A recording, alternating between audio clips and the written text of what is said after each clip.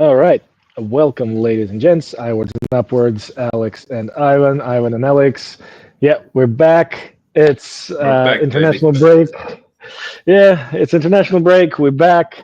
There is not much football going on, but it's a good opportunity to just have a good old sort of bro football talk. Rest them like the Wrexham players right now. Wrexham, Yeah, hopefully, exactly. resting some of those injuries. Yeah, Maybe a golden opportunity for those boys to just recoup. Maybe get to know each R&R. other a little better. Gel. Yeah. Sorry. All right. It's not gonna go that way. I promise. Nah. How you doing anyway? You all right?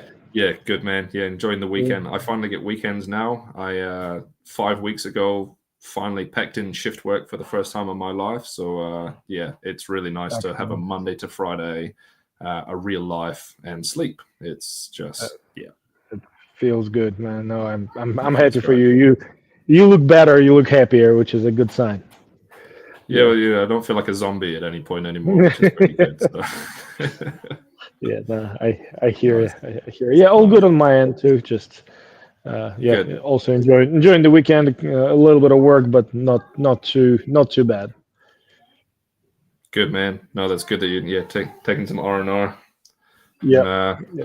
yeah, have you been like reading anything in the news? Anything that's Not to be honest, no, I didn't follow much. I kind of just decided to wait the break out, and in all honesty, it's not like I'm missing the games too much, just because again, being brutally frank, the games were quite boring anyway. So I Yeah. mean, like it's not like Wrexham games provided a lot of entertainment. It's still good and interesting to see how the plot unfolds and how the puzzle falls into place. But I'm okay with taking a bit of a break. Fair enough. And look, I think one thing that maybe to kind of build a bit more of an interest in what's going on is the championship itself. I think it's such an awesome league to watch. It's a league that I've followed since it's been in existence, and the teams in it at the moment. I think there's some really kind of good football going on. So I know we do obviously like to focus on Wrexham. Because I guess that's kind of like where you've stemmed your interest for doing all this from. Yeah, The kind of other things that are going on is still really good to delve into a little bit as well. So I think as maybe we progress on, I think we'll definitely start kind of bringing other teams into the discussion, opposed to, because I know obviously what we were saying the other day that Wrexham does have a lot of good talking points, good and bad, as we've discovered. yep, But not absolutely. to make it all doom and gloom, as you said. If there's not a lot of positivity to talk about sometimes, but there is positivity going on in other parts of the league, I think Yep, it's well worth kind of delving into. So yeah, we'll yeah, maybe I see how that I kind of agree. expands in the next couple of podcasts. Yeah, I agree 100%. There is a lot to discuss, and I think the table right now is taking shape, and we're seeing the first signs of I guess the groups of teams that are going to be occupying certain levels of the table for well, maybe not the entire season, but the majority of it. Yeah. So saying that, so for today's podcast, Hmm. I've written down 10 questions or 10 talking points, which are a little bit of fun, a little bit for us to kind of delve back into our history, our Yeah. upbringing for the love of football. Yep. But what one was is just going to might as well just round this question off because we're already starting to talk about the championship. So Yeah. who's your money on? So seeing the way that it's shaped up already, I know it's Hmm. not even close to the Christmas break. We're close to 10 games in. But who you've kind of seen start to rule the roost and do better, do well? Who's Yeah. your money on? Who's your gut feeling on?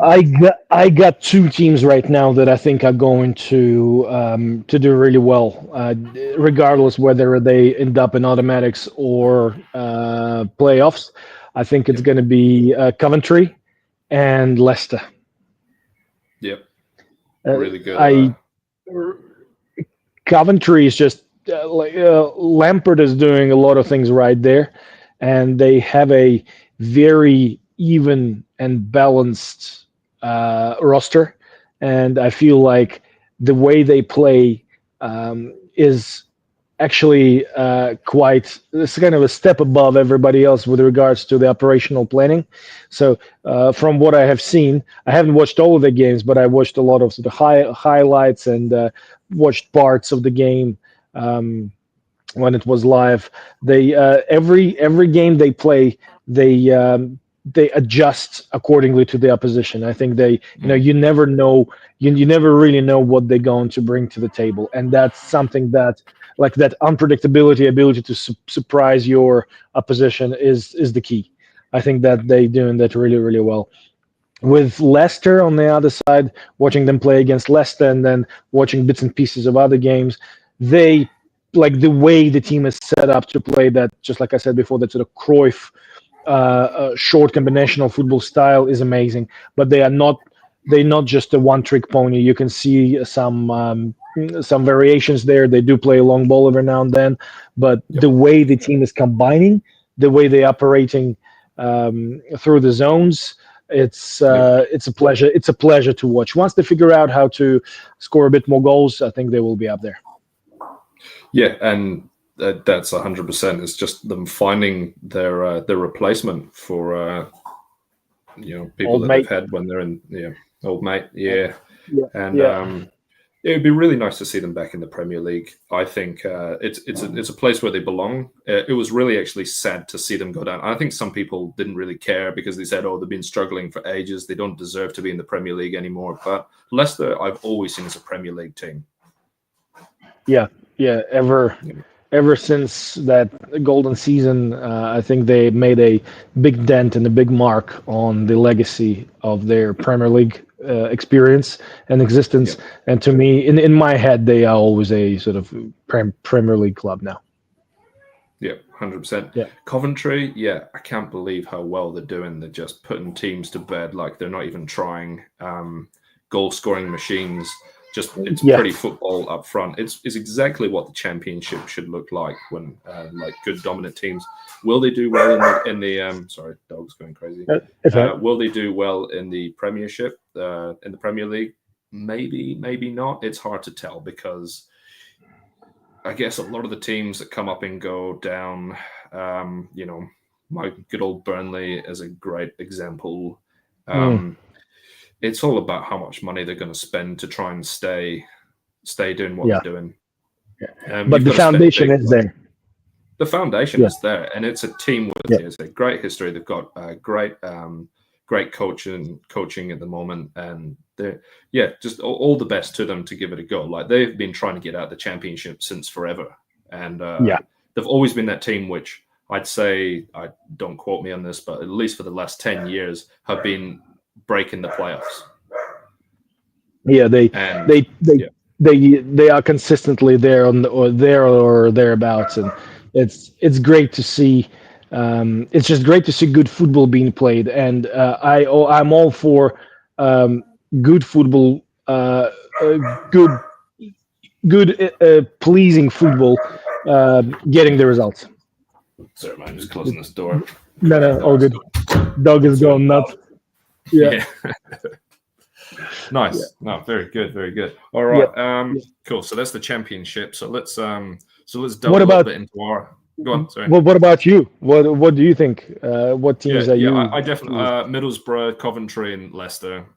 I would love to see those guys try and give it a go in the Premier League. Middlesbrough having a northern team up there as well, and then most likely Burnley's probably going to be coming back down again if they don't start winning some games. So we'll have to see how that's going to pan out. They might make some more purchases around Christmas time when the summer transfer window's open. But I think it's just going to be, they've got a good manager, and I really think that they've just got to start playing well, start kind of having a bit more faith in themselves and because it's not like they're not getting dicked 5-0. They did get dicked 5-0 by City, but who Yeah, doesn't? yeah, exactly. Yeah. I guess Yeah. those mid-level teams, they might actually start to really kind of give it more of a go against them, but Mhm. most likely they need to spend big on some strikers and start scoring some goals, because Burnley have got the defense great. They've always had good goalies. That's for certain, but they just need to start scoring some goals. I think that's really Fingers crossed, man. It's tough. It's very tough, and every year it gets tougher. So well. Look, if they get I mean, relegated again, they're gonna hold the title. They'll beat. I think they'll take Norwich's title for elevator team from the yeah, Championship to the Premier League, and yeah, yeah, you just don't want to be well, those guys. But yeah, they're no, turning into those guys. yeah. They've been those guys for a while now, but yeah, it is what it is. It's just Yeah. the way the system works. At least they're spending money this season. This is like the first year. Like we're going to go into it a little bit further on with one of my other points, but before Scott Parker, there was Sean Dyche, who then went to Everton for a short stint, but he kept Burnley alive in the Premier League for about 6 seasons on Hmm. minimal expenditure, and their top Yeah, finish was like 7th, I think. Um, I and yeah, I think they even got a Europa, not the Europa League, it's the Europa Conference one. It's the before, yeah, and that was the yeah. highest ever finish. And that was just great to see a manager play good structured football and hold their own. But did it last? No. Why? Because they didn't spend money, and that's just how it is. The big teams will just keep outspending and outspending. We're seeing in the Championship as well, right? We're just seeing Yeah. teams bigger spend, and it's always a talking point where you'll see Uh, people talk about how much is a team spending to stay alive, and it's not yeah, everything. Money isn't everything, because it still does come down to the coaching, what we've discovered, right? But yeah. exactly. Absolutely. Yeah, Yeah. absolutely. All right. What's the next one there? All right, yeah. So this will be number 2 on the list. All right. So most memorable personal football playing experience. Experience or moment? Like, let's define Yeah. So that. like, like you on the field. So yeah, what was like? And it can be funny or just like Um, the glory of it, or just what was something that sticks in your mind. the probably the one that sticks in my mind the most is that the first time when I experienced, I'd say this, well, without sounding too cheesy, the first time I experienced that sort of out of body experience on the football pitch. Mm-hmm. Uh, uh, I was about 18, 19. I played left winger, like everybody else, pretty much in that era.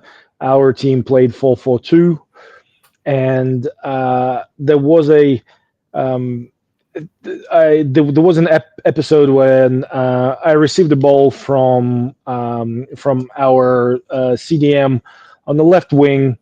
Very good pass. A little bit of I guess a little bit of a floater.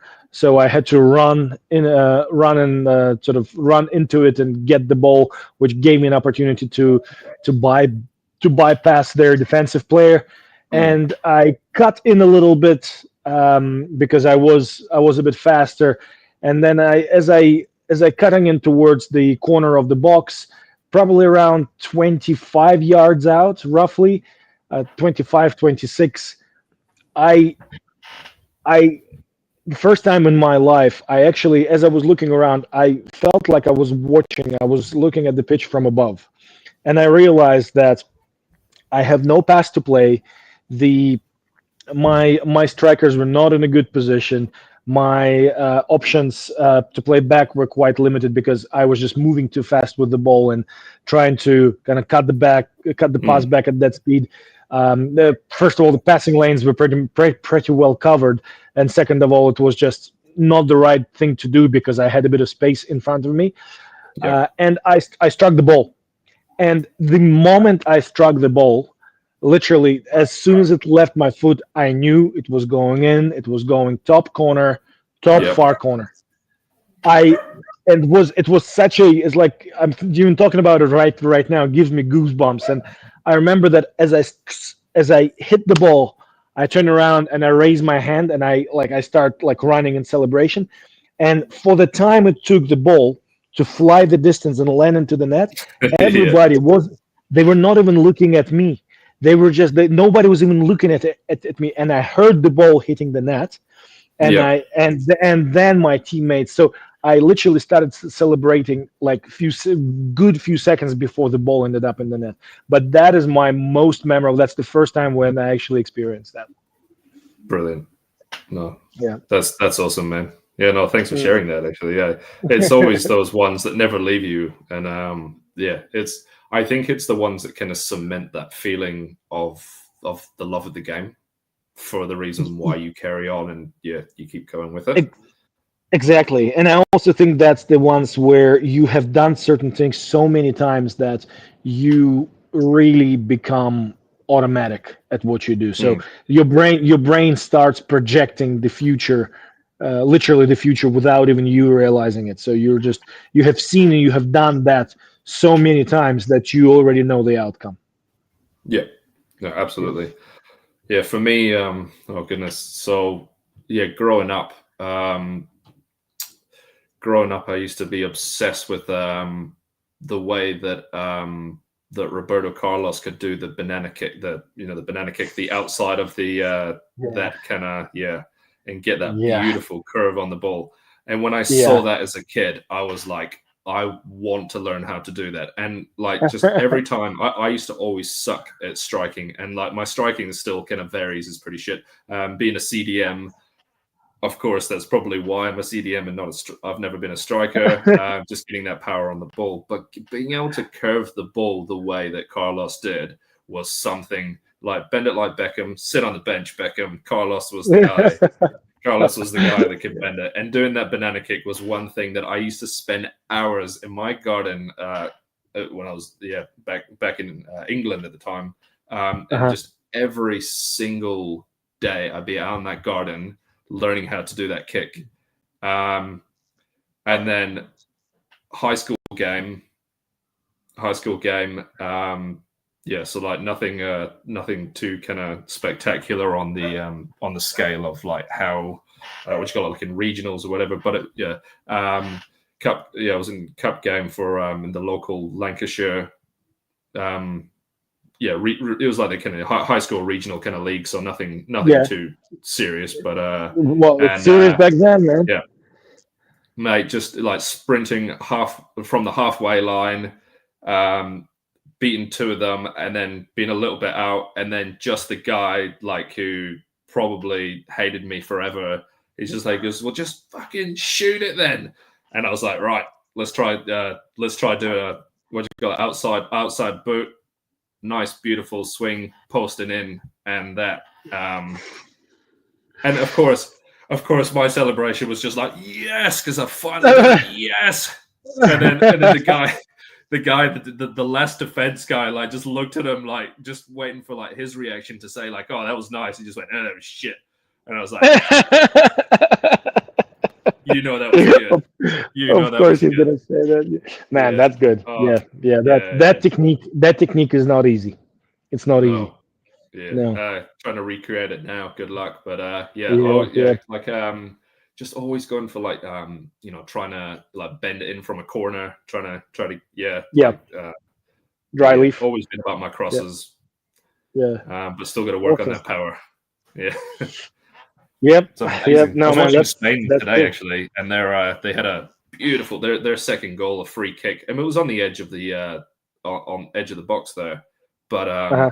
just the power that he put on it to just go right through. That was just yeah, makes That me jealous. ability to the ability to combine the curve and the power is that's something that is very much a unique ability of only a few players, because Mm, usually players can either place it and do a good curve in it, or they really hit it hard but straight.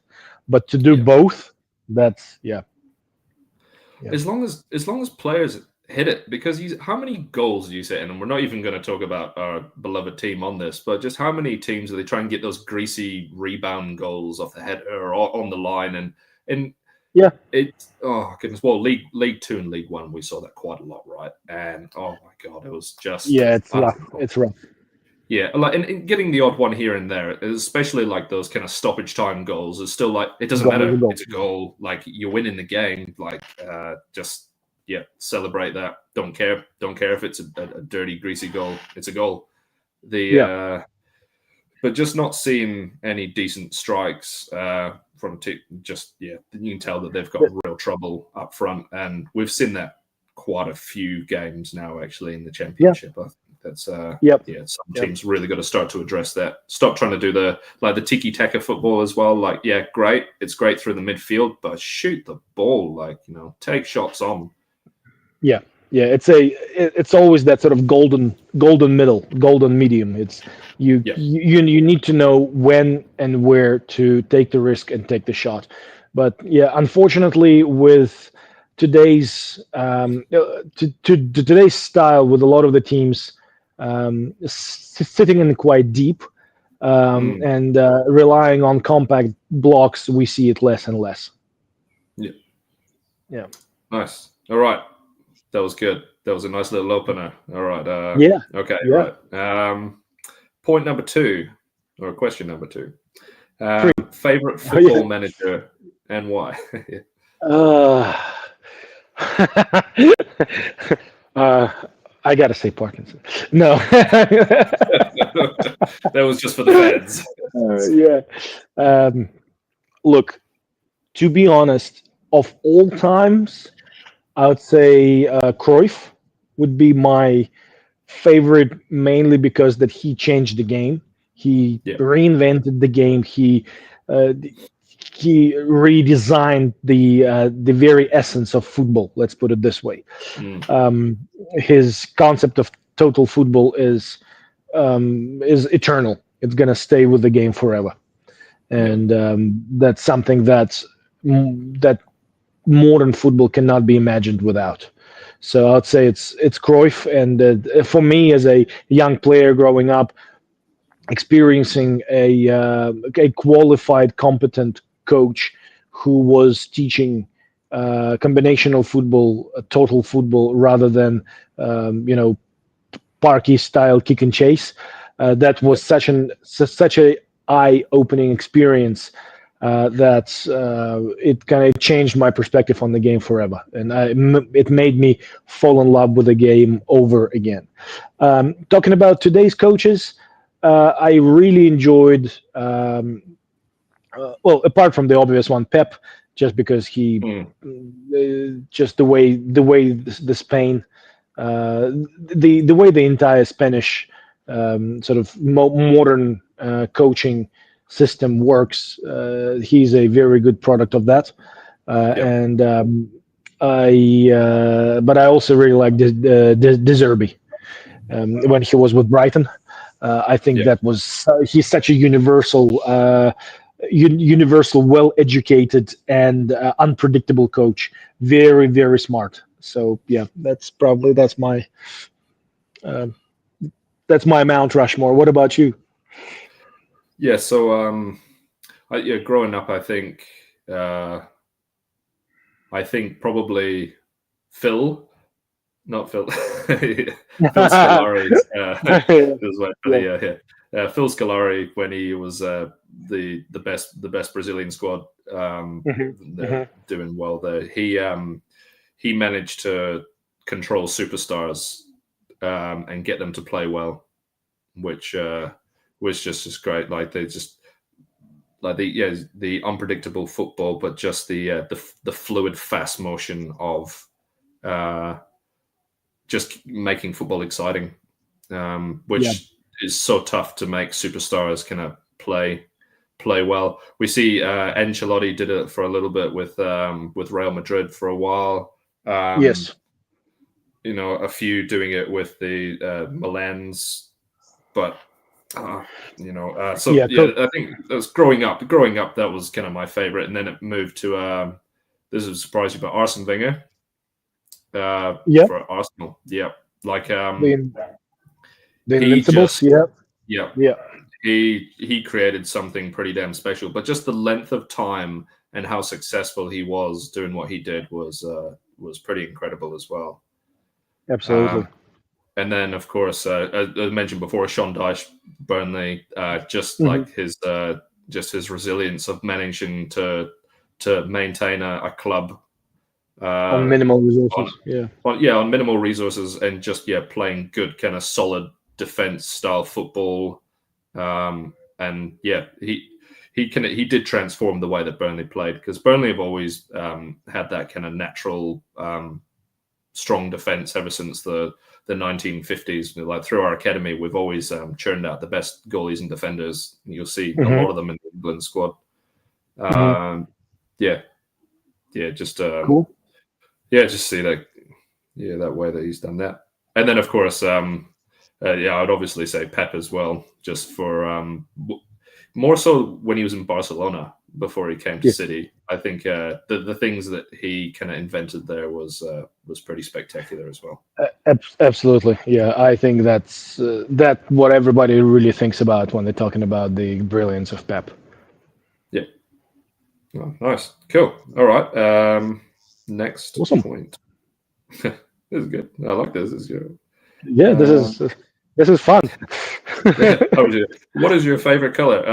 They just killed it. Uh, green, no blue. Uh, what we said? We said favorite football manager and what? Yeah, okay, right. So Yeah, favorite memorable professional goal. scored by anybody, right? Anyone? Just Just by anyone. one that's stuck in your head. Well, talking about Roberto Carlos, the goal against France, Yep. that is probably my, well, I'd say it is my favorite. That's my favorite Nice. because Yeah. he's a left-footed. He just like me. He's left-footed, and just like you, I really enjoyed practicing that technique.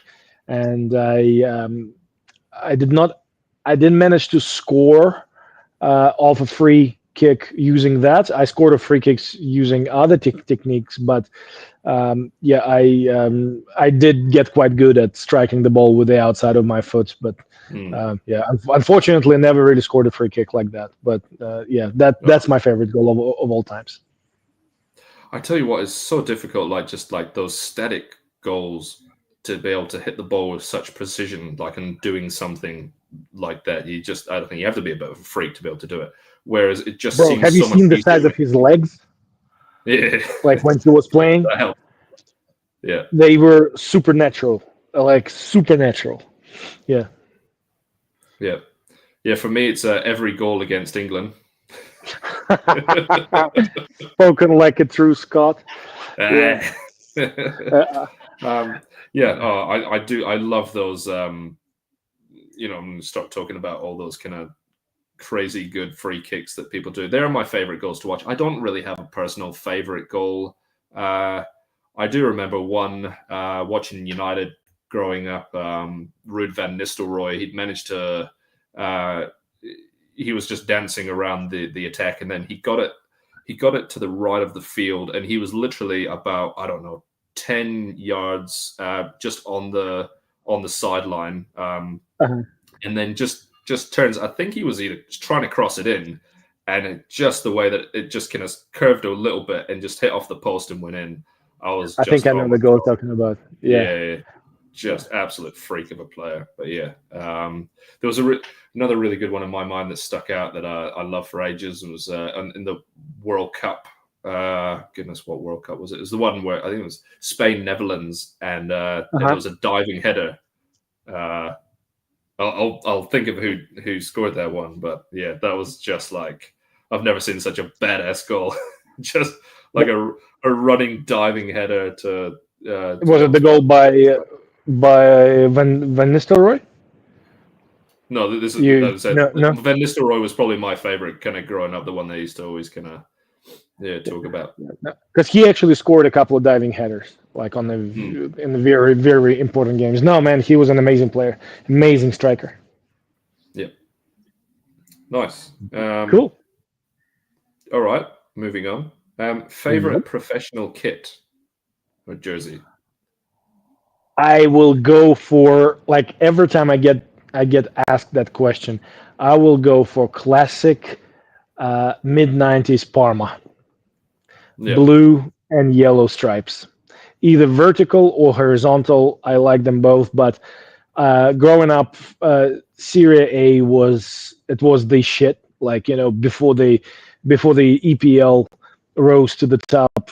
Growing up through 90s and early 2000s, watching Serie A, especially the 90s, that was where it was at. And Yeah. yeah, that for some reason, I don't know how it ended up being so, but I kind of chose Parma as my team to support. I don't know why. Probably because they were always like the blacksmith of the talent. If you Yep. name the players that came out of Parma Academy, you can create like three best of the world squads. Mm. Starting from with Buffon, Gianluigi Buffon in Mm. goal, and Veron and Crespo and so on and so forth, and Matera. Um, and not oh man, escapes me now. It'll get back to me. Yeah. But yeah, I think classic Parma. Nice. This might surprise you actually, but there's a little bit of a backstory to it. Yeah, used to always go in local sports shop. Always go and pick up the latest Burnley shirt or whatever.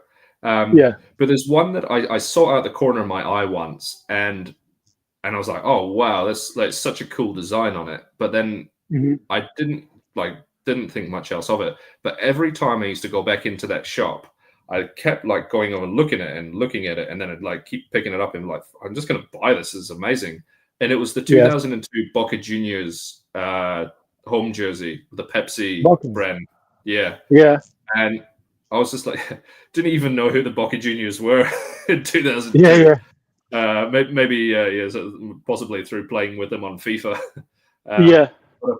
but apart from that, I was just like never heard of them, and it's just like, It, but wow, what an amazing joke! Now, of course, yeah, having a South American partner, of course, it's uh, more about the in the yeah. yeah, all those different teams. But It's on it, oh it's wow, yeah, just interesting. the stars on there, and just the way that the kind of classic. It was just just a beautiful shirt. Yeah, Mm, mm. It's weird how things like that just hit you sometimes, and you don't understand why. yeah, It's just lands right. yeah, Yeah. yeah. I've never support. I went to the Boca Juniors ground actually in Argentina. To check it out, which was it was pretty cool to see the kind of history. Um, Nice. Diego Maradona's still got a little spot there. He's got like a little plaque on one of the Yeah. seats. Yeah. He's yeah. Yeah. But yeah, apart from that, um, yeah, I mean, I don't think even say like any of the Burnley, Manchester teams that like I know they've had some nice shirts. I really like it's another weird one actually. Chelsea's top that they had a few years ago, and it was just like a royal blue with a gold emblem, like Yes, I golden know the bed one on you're it. talking about. And it Yeah. looked old school, but it just looked so cool. And I was like, wow, it was just like so simplistic. And it was like the nicest one I think I've seen. And I'm not a Yeah. Chelsea fan Yeah. at all, but No, yeah. but that's what I'm saying. It's weird how it's sometimes just clicks. And yeah. Mm, yeah. Cool, man. And yeah. And, I guess I really do like Wrexham's third um, jersey that they've released as well. The Ode to Patagonia. Um, That's this my one. favorite. So far Yeah. out of all the shirts, that is my favorite. Yeah. Even though I'm a big fan of red, my probably my favorite color for a shirt would be red. But for some reason that one is, I really love it. Nice. Nice. Yeah. Really good. Cool. All right. Right. Okay. Moving away from clothes. Okay. Yeah. Like women talking about clothes for so long. Right. No, we talked about that Next already. on the list is the underwear. Yeah. Yeah, yeah, your favorite racket. Yeah. What do you think about men's sports bras? Yeah, yeah. Oh, can't get enough. Good, Yeah. good God. Yeah. Favorite formation to watch in a game? Oh, well, I'd say we have to kind of clarify. It's not the formation as such as the yeah, because Yeah, formation. I spent a it whole ton changes. of Does changes. Yeah, time. Yeah, so formation is just a snapshot of what they line up uh, approximately. But I'd say I would go for both to watch, to play. It will be 4-5-1. Oh, hmm I just sorry, I just destroyed it all. Destroyed my little station here. There you go. Can you see me? Yeah, it's I good. can. He's So yeah, back. it'll be a 4-5-1. Um, it played in a moderate gegenpressing system. Yeah, So it's just that combination of being a compact but flexible. It gives you very nice horizontal and vertical balance at the same time. You got mm, those two banks of four. You got that spare guy in the middle. You can also rotate that triangle up and down depending on how much you want to commit forward. And it's just one of those systems that can be used in so many different ways. And to me, it's just one of the ultimate systems to surprise your opponent every game because you don't really have to go mm, through a lot of classroom time teaching the players and studying another system and another formation, but you can just tweak a few things and all of a sudden you're playing a completely new model. It's just yeah, it's easy to change that design. Very nice and suits all sorts of players. So yeah, I love the yeah 4-5-1 and in that yeah moderate gegenpressing style. yeah, yeah. It's a really good one. Now I'm a fan. Oh, look, I'm not going to try and sound like an expert here because I can't. But one that when I was kind of doing a little bit of research into that kind of fluid changing style on a field, the 4-1-4-1 that Pep was quite famous with Barcelona for, um, because of Yeah, how it could, yeah, that's four similar five one. That's a four variation of five, 4-5-1. Yeah, yeah. yeah. Yeah, because you said like just the way that it can transform into a 3-2-3-2 or what you call it a 3-1-6. Hmm.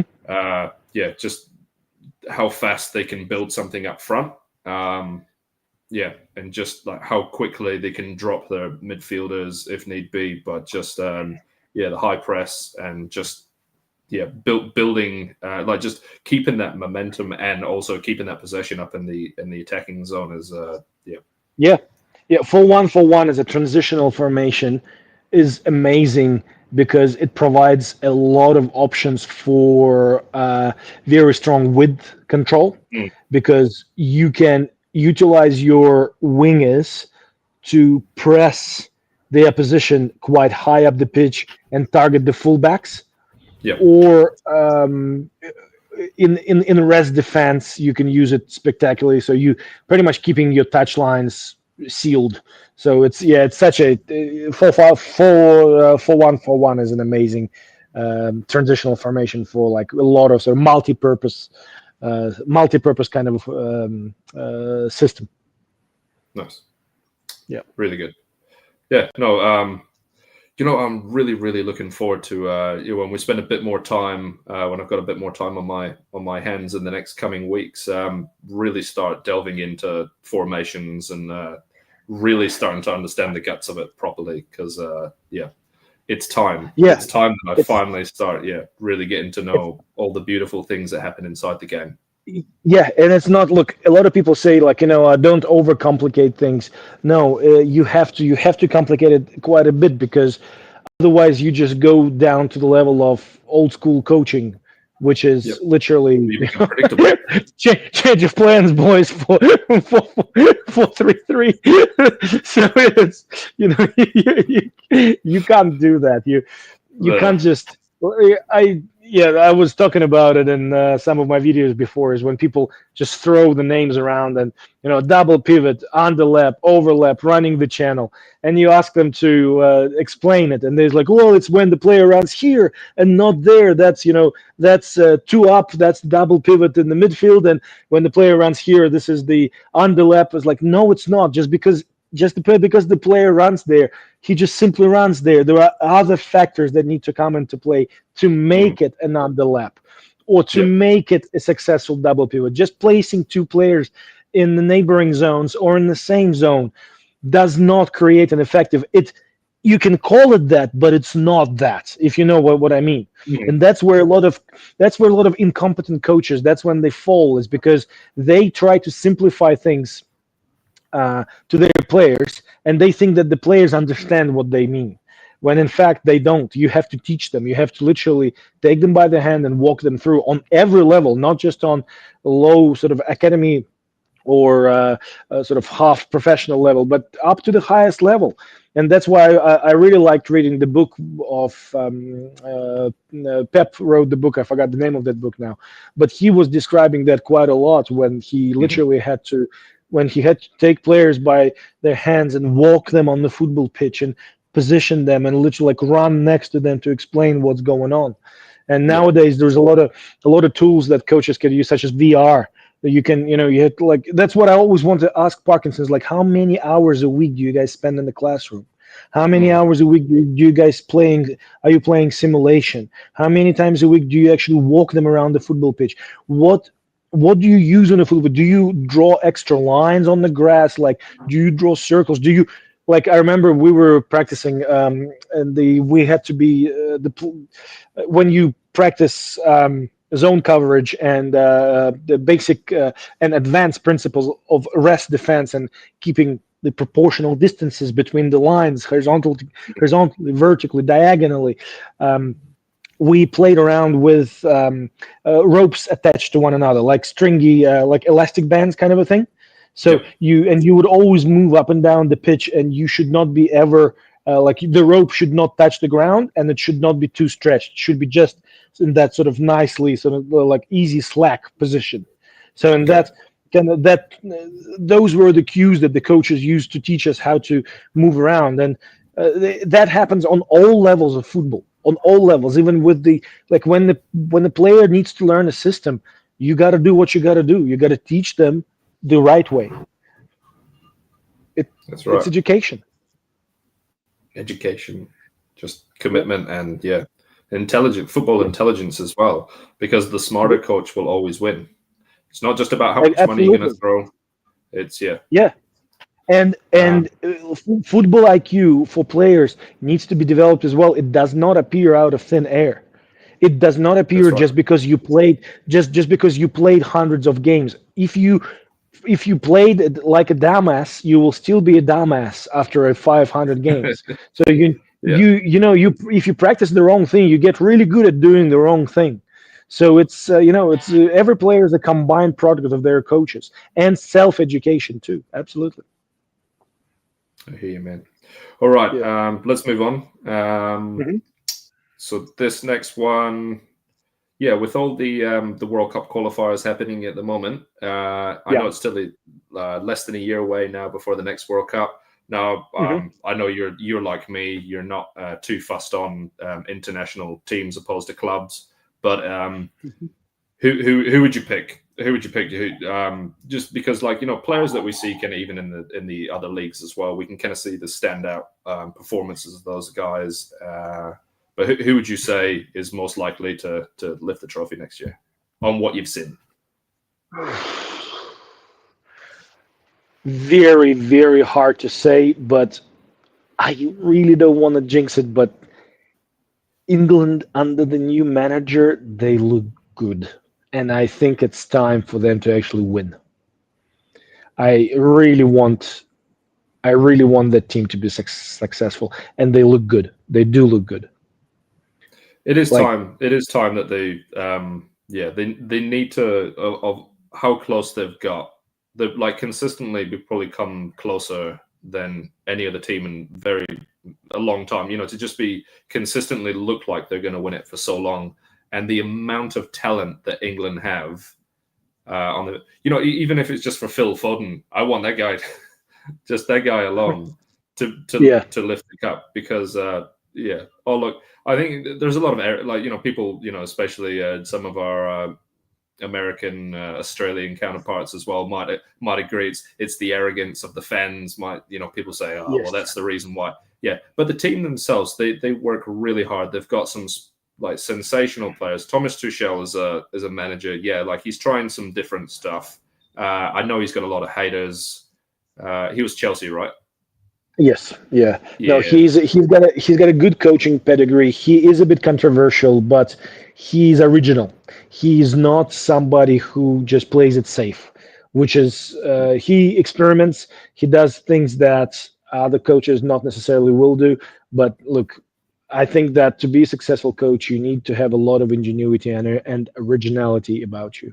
So absolutely. If I was to put money on it, I'm going to say Spain, just because they're just so hot. Like they're yeah, just red hot in their scoring, and they're winning. The Nations League, they did put a lot of good teams to bed. I know France is they've lost a few of their kind of golden oldies now, mhm, so mhm. going through a slight bit of a rebuild. Not too much of one. Still got a lot of superstars on the field, but Yeah. yeah, yeah. Well, Anyway, we shall wait and we see. won't Yeah. much time on the internationals because I'm pretty sure there'll be a few more conversations next year when that kind of time comes around. Might Hmm. Hmm. slowly delve into watching some of it. I mean, you can't not help watch the World Cup. It's the World Cup at the end. It's still one of the biggest watched sporting events in the world. I think it is. Is it? Absolutely. Yeah. Yeah. It Yeah. is. I'm going to say Yeah. yeah because I think it's definitely bigger than the Olympics and even the Super Bowl. I'd say it's probably a Yeah. close second. Football. Yeah. Football is number one. Yeah. Absolutely. Hmm. All right, yeah. So moving away from international and moving back to women's clothes. No, just kidding. Back to clothes. Best pair of football boots you ever owned. It's those classic old school leather Nikes, Oh and yeah. Oh god, they're yeah, good. Eh? I still got them, and I buy the new version of them every time. But I'm not about all this synthetic materials and whatnot. Give me the old school leather Nikes with classic stud pattern. I'm good to go. Nice. And I especially remember. when they get a little bit wet, like when you get Yep. them a little bit wet and they really mold your foot nicely. Yeah, love it. Yep. Yeah, I really think the stupid synthetic light feeling that boots give you these days just look I guess like for this new age ultra fast ultra kind of high shot and the rest of it. But that leather feel on a boot was just brilliant. For me, it was like the pair of might have even been around the 2003 2004 Beckham's Predators. Like it was like Yeah, maybe like the last pair of that generation before they went into the synthetic. There were the proper leather ones with that really cool lip on them. Yeah, the tongue yes, as it is, yes, not lip, yeah. tongue. Yeah. The Uh, the sound that a leather boot makes against the ball when you connect it properly yeah. is just yeah, Yeah, I'd still 100% all the time go out and buy a leather pair of boots if I can. yeah, absolutely. And you hold on to them for so long. The other ones just you can see that they just tarnish. You just look like you look like one of those K-pop dancers if you buy anything else these days. Like there's just they're like a luminous pink and purple Yeah, boots as yeah, well. all Yeah, I sorts of don't crazy, know. crazy I don't color. know why people got so into that style, but yeah, hey, Yeah, yeah. that's the It's times. fashionable, right? Yeah, football became more fashionable than it did anything Oh else yeah, for a while, oh right? yeah, yeah, yeah, absolutely. No, man, I think we agree on that one. Old school leather. Like Yeah. for me, it's not. I was always like Nike guy. I really like Nike boots. I don't know why. No, no, good on you, man. Good on you. All right, cool. So that's covered. The guts of the game itself. So let's now talk about the grounds that they played in. So on your bucket list, maybe places that you've definitely got in your mind. But let's talk about four places, Four. four grounds, four stadiums that you would love to see. Um, Four. Uh, okay, so I would love to see Enfield. Yep. I would love to see the Emirates Arena. Yep. I would love to see Santiago Bernabeu, Yep. and I would like to see the No Camp. Nice. If I have to limit it at four. Nice. No Camp's Barcelona, right? Yeah. Yeah, because Bernabeu is the Real Madrid. That's right. Yeah. Mm-hmm. And what about Nice. you? For what I haven't already seen, St James's Park, Uh-huh. Newcastle's ground. There's just something about the style, and it just looks so old and retro. Kind of Yeah. the kind of like the metal framing up at the top just looks just badass. There's something Uh-huh. about it that's just I'd love to see that. I'm really hoping to go and see Tottenham's White Hart Lane. Apparently, it's supposed to be incredible. It's supposed to be like a little city inside inside the stadium with its own microbrewery and everything there. So I'd really Yeah, like to see I read about that. Sounds unbelievable. Yeah. nice. Because I'm trying to think of the last two. I don't want to sound cheesy, but I think like just for the nostalgic feelings to go to the race course now and to see that because. Yeah, I know you weren't going to say because there's obviously better ones to say, but just for the No, I would love to see the race course, but I don't want to go there. I want to see the race course when it's done, because now being once stand is down, like I want to wait to see the race course when the project is finished and it's that sort of final version. Yes, absolutely, and that's a separate thing. That's we were like talking about the biggest, greatest arenas in the world, kind of a thing. Yeah, absolutely. Yeah, absolutely. Yeah, I've seen. Oh, I guess I've never been to Wembley either, Wembley Stadium. So I think that would be something of that size would be pretty damn cool. I wanted to say Wembley, but limited to four. Yeah. Yeah.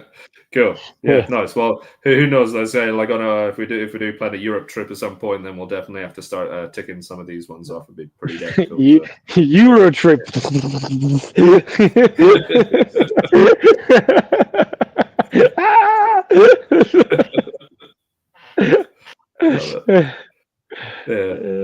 How much do you reckon Vinnie Jones was paid to say that Manchester United's the best team in the world? Like in that movie?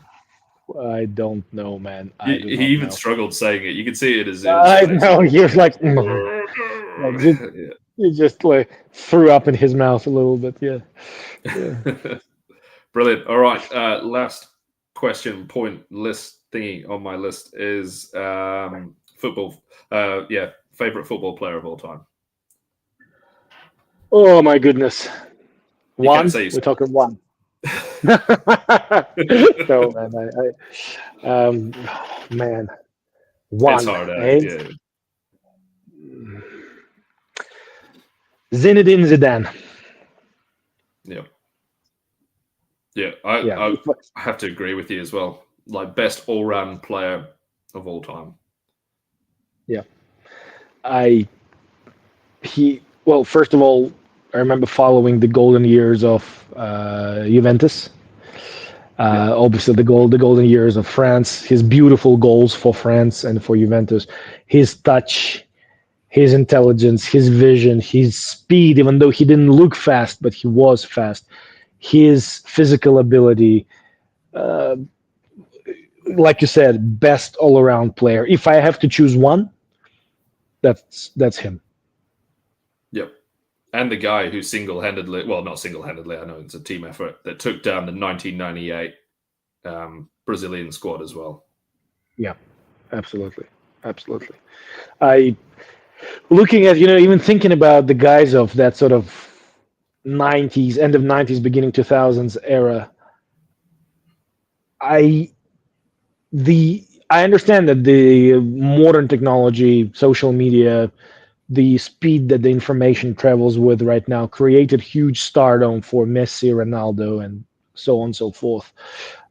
If I have to choose who's better, Messi or Ronaldo, is definitely Messi, and not even because he won the World Cup. No, it's just, to me, it's quite obvious, objective sort of comparison of the abilities, but natural talent too.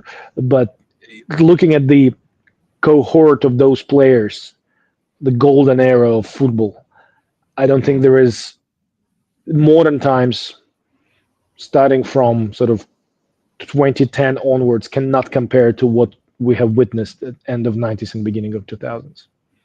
Yeah, we Just the definitely lived through the best time for football there. The Yeah, best. absolutely. Just the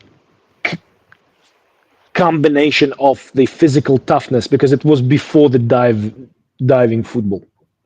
Yeah. It was still break bones, it was still old school tough, but the finesse, the skill, and just the amount of those players that I don't know what was in the air, what was in the water back then, but you Mm. look at players from all over Europe and all over the world, they just don't make them like they used to.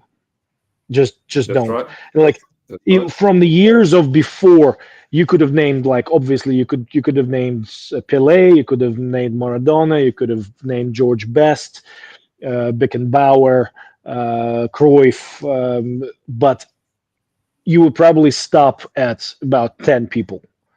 Yep. Like looking at football years from sort of 60s, 70s, 80s, but end of 90s and beginning of 2000s, I can name dozens and dozens of players that were just top level, like legends, absolutely legend. Like look at the lineups of the teams for 1998 World Cup: Yep. Holland, Croatia, Czech Republic, Brazil, France, England, Italy.